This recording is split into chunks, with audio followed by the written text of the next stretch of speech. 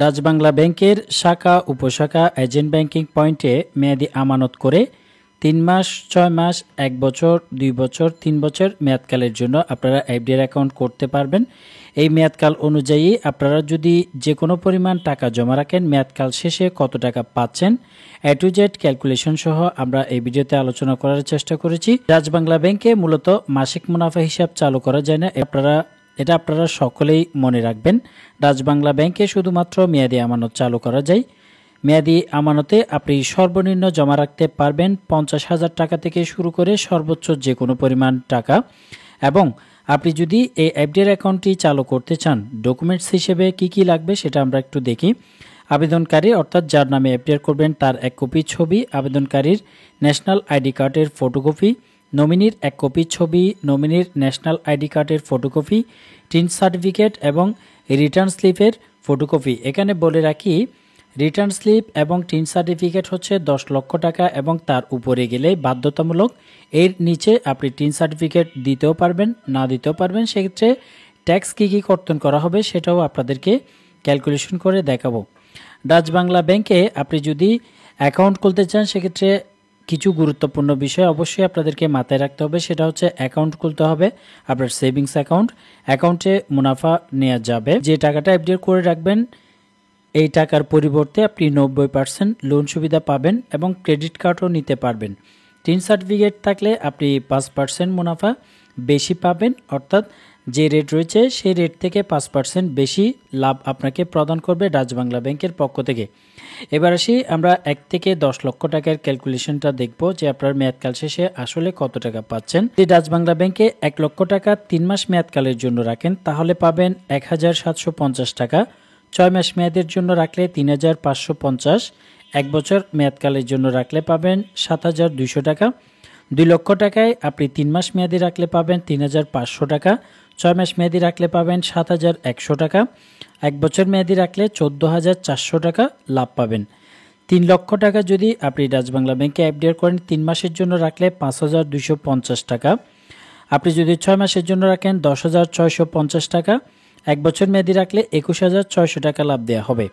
4 লক্ষ টাকা যদি রাখেন 7000 টাকা আপনি 3 মাসে পাবেন, 6 মাসে পাবেন 14200 টাকা। 1 বছরে 28800 টাকা লাভ দেওয়া হচ্ছে। 5 লক্ষ টাকায় আপনারা পাবেন 8750 টাকা 3 মাস পরে, 6 মাস পরে পাবেন 17750 টাকা, 1 বছর পরে পাবেন 34000 টাকা। আর যদি আপনি 6 লক্ষ টাকা এফডিআর করেন 3 মাস মেয়াদের জন্য তাহলে পাচ্ছেন 10500 টাকা। 6 মাস মেয়াদের জন্য রাখলে পাবেন 6 লক্ষ টাকায় 21300 টাকা। আর এই 6 লক্ষ টাকা 1 বছর সম্পূর্ণ মেয়াদকালে রাখলে পাবেন 43200 টাকা। যদি আপনি টাকার পরিমাণ বাড়িয়ে 7 লক্ষ টাকা রাখতে পারেন তাহলে 3 মাসে পাবেন 12250 টাকা, 6 মাসে পাবেন 24850 এবং 1 বছর সম্পূর্ণ মেয়াদকালে পাবেন 50500 টাকা। 8 লক্ষ টাকায় পাচ্ছেন 3 মাস অন্তর 14000 টাকা, 6 মাস অন্তর পাচ্ছেন 28400 টাকা, 1 বছর অন্তর পাচ্ছেন 57600 টাকা।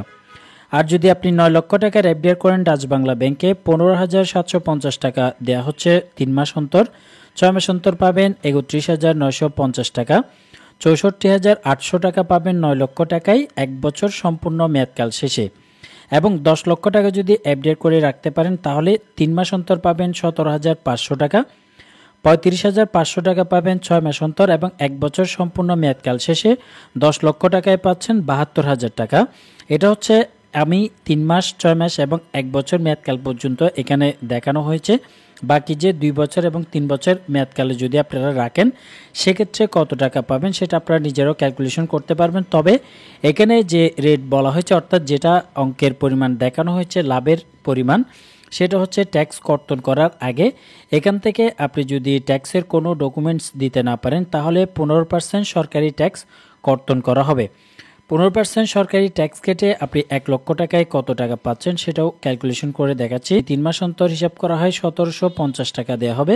এখান থেকে আপনি ট্যাক্সের রিটার্ন স্লিপ বা ট্যাক্সের কোনো ডকুমেন্টস না দিলে 15% সরকারি ট্যাক্স কেটে আপনাকে 1487 টাকা করে প্রদান করা হবে 1 লক্ষ টাকা 3 মাস পর পরে।